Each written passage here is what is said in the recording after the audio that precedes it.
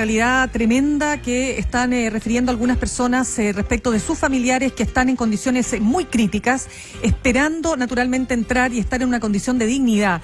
Queremos profundizar respecto de este colapso con el doctor Tomás Regueira. Él es presidente de la Sociedad Chilena de Medicina Intensiva, quien ya tenemos en línea. Doctor Regueira, muy buenos días. Buenos días, Mirna. Buenos días, Mauricio. ¿Qué tal, doctor? Doctor, ¿estamos ya colapsados al 100%, diría usted? El sistema de camas críticas hace ya varios días que está funcionando al 96-97%, que en la práctica es 100%, digamos, porque eso en fondo son 1 o 2 camas que se desocupan por distintas razones y que van siendo ocupadas rápidamente, digamos. ¿Eso significa, doctor, que estamos ya entonces en el dilema, como nos escuchamos decir a la jefa de medicina intensiva del Hospital El Carmen de Maipú, que ya estamos en el dilema de la última cama? A ver, Mauricio, la doctora Claudia Vega, que es un 7, sí. Hablamos, está sacándose la mugre como todas las personas. A ver, las camas van creciendo. Si tú miras el gráfico de la Sociedad Chilena de Medicina Intensiva, se está haciendo un esfuerzo de todos los equipos de salud por aumentar camas. Van aumentando las camas y van aumentando los pacientes. Lo que hemos visto veníamos bien pillados los últimos días, y los últimos 48 horas ha cambiado un poco el carácter de la pandemia. Claramente el número de la demanda ha aumentado por sobre la capacidad de generar camas, y estamos viendo lo que estamos viendo, digamos. Efectivamente, estamos muy complicados, pues las unidades de cuidados intensivos están llenas, y las unidades de urgencia empiezan a actuar como buffer, como se empiezan a acumular los pacientes, y efectivamente la mortalidad empieza a aumentar, digamos. También hay que sumar a eso que el personal que está atendiendo ya no es el experto, que hay gente que está con brotes, ¿cierto?, con infecciones, o viene en cuarentena por contacto estrecho, y todo va sumando para que tengamos pérdida de calidad. Y eso implica no solo que, por supuesto, va a ser más difícil tratar a los pacientes más críticos, por lo que usted señala, porque no estamos hablando de la primera línea en términos de experiencia, que era un tema que se venía diciendo en todo caso hace ya mucho rato. Pero lo que decía Mauricio, ¿está realmente hoy día el personal de salud cerca, o está muy cerca, de tener que tomar una decisión tan difícil como es decir a quién le doy la cama y a quién no? A ver, Mirna, yo quiero ser parte de la solución como sociedad intensiva, ¿ya? Pero un poco para ponerle contexto a esto, nosotros hicimos el catastro de la Sociedad Chilena de Medicina Intensiva en diciembre, lo hacemos todo el tiempo, digamos, este gráfico lo teníamos de antes, digamos, y las unidades del sistema público, sobre todo en la región metropolitana, funcionan normalmente con un 91-92% de ocupación. Para contarte solamente, yo siendo interno en el año 99 en el Hospital X de la zona suroriente, se desocupaba una cama, que siempre están llenas, lo que pasa es que no eran 42, pues eran 12, y uno bajaba a la urgencia, a las salas que tienen hospitalizados, y seleccionaba, por decirlo terriblemente, el paciente que tenía más posibilidades de vivir, lo subía a la UTI, digamos. Eso, un poco hay que contarte, siempre ha sido así. La verdad es que ahora es mucho más peor y es más público, por decirlo así, claro, porque es más mediático. Claro. Doctor, efectivamente, está sucediendo con más fuerza eso, está sucediendo. Las UTI, en la medida que se desocupan las camas, tienen que seleccionar de los 20, 40 pacientes que hay en la urgencia, ¿cuál va a subir? Claro. Sí, y eso a veces en alguna condición, según el estado del paciente, puede ser bien debido a muerte esa decisión. O sea, no, es siempre debido a muerte, porque efectivamente la calidad que va a recibir el paciente intensivo es mayor que la que va a recibir en la urgencia por la situación evidente de las dos unidades. Obvio. Doctor, muchos nos preguntamos, a ver, pero no se había dicho que había remanentes en regiones. ¿Por qué la gente tiene que esperar tantas horas? Y algunos familiares al menos denuncian que hasta días en una ambulancia fuera del hospital, incluso sin siquiera ser ingresados a la urgencia, porque y no son trasladados. O ahí ya entramos en otro tema que es logístico nomás, o no es tan fácil. Esa es una muy buena pregunta. A ver, ¿qué soluciones tenemos en este momento? Evidentemente necesitamos poner a esos pacientes en camas adecuadas. ¿Dónde hay camas adecuadas en este momento? En regiones. Así que, como tú bien dices, Mauricio, uno quisiera pedirle al MinSal, ¿cierto?, que en la medida de sus posibilidades ponga muchos más recursos en la UGCC para ocupar las unidades de regiones que están con la mejor disposición a recibir. Ayer hablaba con el jefe de Puerto Montt y tienen camas disponibles. Hablaba con el jefe de Los Ángeles, también tienen que... Esta es la unidad de gestión centralizada del gobierno, que además cuenta con el sistema público y privado, todo junto. Claro, todo junto. Eso que están haciendo inéditamente cientos de traslados, que no, hay que optimizarlo más aún, y hay que ponerle más presión al sistema para que se trasladen más pacientes. Ahí hay una solución parcial hasta que llenemos todo, pero bueno, seguirán saliendo pacientes, etcétera. Tenemos 86% de ocupación nacional, eso habría que expresarlo por lo menos al 92-93. Esa es una solución. La otra solución es que los equipos de salud, que lamentablemente ya estamos en la ola, digamos, que se fueron capacitados, también tenemos que apoyar más, tenemos que entregar enfermeros más expertos a urgencia, de manera de evitar intubaciones. Hay técnicas que uno puede ocupar, esto es más técnico desde el punto de vista, pero aprovechar de entregar el mensaje: ventilación mecánica no invasiva, ventilación con cánula de alto flujo, poner los pacientes de guatita, que evitan intubarlos. Si evitamos intubar, podemos tratar también de gestionar mejor el cuidado de los pacientes. Doctor, doctor Regueira, para entender acá el rol que juegan ahora las clínicas privadas, porque uno entiende que en situación de catástrofe sanitaria, todas las camas en Chile hoy día son públicas y se le ha pedido a las clínicas que aumenten su dotación de camas críticas. Yo quisiera preguntarle si eso efectivamente satisface en términos del aumento que se ha generado y cómo está operando el sistema también ahí. Sí, la información que tenemos nosotros llamando todos los días a todos los centros de salud es que se ha hecho un esfuerzo. No hay ningún lugar, en Santiago al menos, que no haya al menos duplicado sus camas.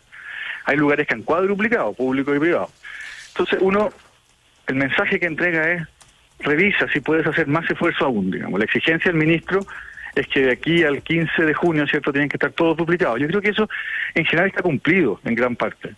La pregunta es: ¿quién está dispuesto a hacer más esfuerzo, digamos, a sacrificar un poco de calidad, prestigio, estándar, etcétera, y dar más camas, digamos? Ahora, también es cierto que eso suena como heroico, por decirlo así, pero también es cierto que eso no depende solo de una voluntad de quien dirige las instituciones, depende de tu personal, porque lo vaya a quemar también. Por supuesto, pero ahí, doctor Regueira, nuevamente, ayer el doctor y diputado Juan Luis Castro cuestionaba la holgura de camas, decía él, UCI, que están en los hospitales de las Fuerzas Armadas, mientras colapsan los servicios de la región metropolitana, y entiendo que se apoyaba en cifras que ustedes han entregado. ¿Cómo es eso? Efectivamente, aquí hay que ser súper transparente, ahí están los datos. Hay lugares que han sido más lentos en responder. Como que dice que, voy a decirlo bien en chileno, que le caiga la teja, que esto es una pandemia y que nadie se puede sentar en la casa a verlo por televisión, digamos. Nadie que trabaje en salud, digamos. Y ese mensaje yo creo que ha sido recibido con fuerza. La presencia también del doctor Castillo ha sido importante en transparentar esto y decir: vamos, ya no es tiempo. Y está sucediendo. Yo doy fe por el Hospital de Fuerzas Armadas que quizás más tarde que temprano, pero ya están también a marcha forzada, digamos, desde los últimos días. ¿Y dónde hubo más problemas ahí? ¿Dónde fue más lento? Yo prefiero, porque para darle confidencialidad a Mauricio de cada centro, que fue lo que me pidieron los directores de hospital para entregarme la información, pero evidentemente lo importante, creo yo, Mauricio, es que se están poniendo a tono, y eso es lo que queremos, ¿cierto? Doctor Regueira, conversábamos antes con justamente uno de los hospitales de una de las ramas de la FACH, la doctora Carolina Herrera, broncopulmonar intensivista, y nos daba luces sobre los tratamientos de cúbito prono o de alimentación de oxígeno vía nasal más estrecha, un poquito más exigente que la habitual naricera que usa la gente que tiene apoyo de oxígeno. ¿Estos mecanismos están sirviendo para dilatar un poquito el uso de ventiladores mecánicos o incluso de eventualmente evitar ese uso? Así es, ayer como Sociedad Intensiva junto con Hospital Digital del MinSal hicimos una conferencia online de esto que tú señalas, que puedo explicar un poco más.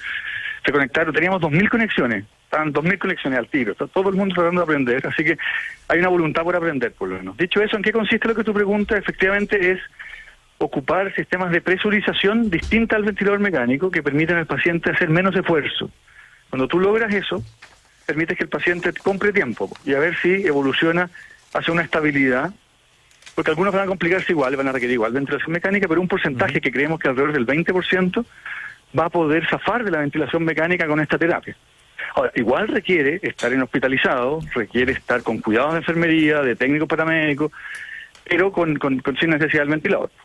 Doctor Regueira, conversamos a esta hora con el doctor Tomás Regueira, él es presidente de la Sociedad Chilena de Medicina Intensiva. Doctor Regueira, a propósito del alto nivel de contagios diarios, ayer tuvimos una cifra increíble. Yo quisiera saber, desde su punto de vista, ¿usted comparte lo que dicen algunos expertos de que la cuarentena debiera mantenerse por otras 2 semanas en la región metropolitana?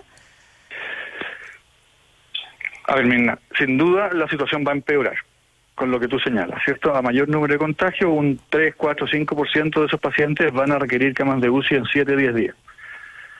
Por lo tanto, con un sistema sanitario como el que está, Porque yo hablo desde mi vereda, pues de mi vereda del intensivo. Yo necesito que me baje la demanda, porque mi oferta es limitada y mi capacidad de ampliar la oferta va a topar. Estamos haciendo todos los esfuerzos por ampliarla, pero va a topar si la demanda es infinita. Por lo tanto, desde mi vereda, ojalá que mantengamos el aislamiento social estricto hasta que tengamos luces de que estamos saliendo del túnel. ¿Y es tan estricto desde su punto de vista? Bueno, yo creo que la autoridad ha sido súper clara, digamos, pero el problema es que la cultura, me imagino yo, no es a veces suficiente para entender. ¿Sabes cuál es el problema? Que uno va por la calle y efectivamente no se ve la enfermedad. Si la enfermedad se vive en la urgencia y en el hospital, y si tú no la ves, yo no sé cómo ser más gráfico. Esto es terrible. Ayer, como contaba la doctora Vega de Maipú, pero esto se repite en muchos centros, cabros jóvenes, 25, 36 años, que mueren por insuficiencia respiratoria grave. Entonces, ¿cómo transmitirle a la gente que mientras no se les muera un ser querido, mientras no se enfermen ellos, como que no hay conciencia, digamos? Yo también aprovechar de pasar el mensaje que la gente también acepte irse a residencias sanitarias, porque en condiciones de hacinamiento en que vive mucha gente, en cual la calle es parte de su patio, ¿no es cierto? Porque un PCR positivo, un paciente PCR positivo que circule en ese pasaje, contamina a todo el mundo, digamos, y esas personas ojalá acepten irse a residencias sanitarias de manera de poder aislar estos contagiadores que se acumulan, digamos. Usted nos dice que gente joven muere, doctor Regueira. Claro, entiendo que los datos dan cuenta de que el 50% con algunas décimas, menores de 60, mueren. O sea, de los muertos, sobre el 50% son menores de 60 años. Pero se ha dicho que la tasa de mortalidad en Chile es baja. Y hay una serie de gráficos que circulan, en fin, que es baja. ¿Esto ha sido así efectivamente hasta ahora? ¿Puede cambiar cuando entre la ola de infectados de las últimas 2 semanas a condiciones críticas? ¿Cómo ve usted ese escenario? Tal cual, pues efectivamente la mortalidad en Chile hasta ahora ha sido baja en términos globales, la tasa global, y desde mi perspectiva, que es el intensivo, habíamos logrado mantener una mortalidad alrededor del 10-12%, que es terrible, porque son personas que fallecen, pero en general muy baja respecto a otros países. Y como tú bien dices, digamos, sin alarmar, precisemos el porcentaje, doctor, porque aquí se ha hablado, cuando se habla de tasas por millón, por 10.000, el enredo que se armó el gobierno argentino, usted dice 10% respecto de los hospitalizados. No. ¿De quiénes? Claro, de los pacientes, gracias Mauricio, de los pacientes conectados a ventilación mecánica, la mortalidad ha sido 10-12%. Ya. En Estados Unidos, los pacientes conectados a ventilación mecánica, la mortalidad es alrededor de un 50%. Entonces nos ha ido, 1 de cada 2, y en Chile 1 y medio, de cada 10. Por lo tanto, bien, pero eso evidentemente, si la ola nos pasa por arriba, como tenemos el temor que nos pueda suceder, digamos, va a aumentar, pues, como tú bien dices, por pérdida de calidad, por infecciones del personal de salud y por la incapacidad de atender a los pacientes. Doctor Regueira, se publica hoy día un gráfico que corresponde al sitio Our World in Data, que muestra que Chile ocupa, es que lo digo porque tiene que ser, me imagino, refrendado por otros estudios y por otros gráficos, o sea, por otros sitios estadísticos, pero este en particular dice que Chile superó por millón de habitantes a Estados Unidos, a Italia y a España. ¿Qué le parece a usted? ¿Superó en qué sentido, Mirna? En términos, perdón, me faltó Contagio, la pregunta, o sea, el dato clave, el número de casos positivos de COVID-19 por millón de habitantes. En un día. En un día. Sí, pues, es que, a ver, yo por personalidad trato de ser parte de la solución, digamos, no te puedo negar, estamos preocupados. Tenemos un montón de contagiados. El lado positivo, si uno quiere mirarlo, es que tenemos muchos test. O sea, tenemos una capacidad de testeo enorme que se ha instalado en el país. Por lo tanto, tú ves los pacientes. Hay otros centros, otros países en los cuales que tú tienes más mortalidad, Ecuador, no quiero comparar, pero otros países, digamos, en los cuales tú no ves los pacientes positivos. Entonces estás un poco ciego a lo que está pasando. Nosotros no estamos ciegos, lo cual es una virtud. Pero efectivamente hay que ser transparente, estamos muy preocupados porque esta tasa de contagio se va a traducir en demanda hospitalaria en los próximos días. Doctor Tomás Regueira, presidente de la Sociedad Chilena de Medicina Intensiva, SOCHIMI, muchas gracias por conversar con ADN hoy. Muchas gracias, doctor Regueira.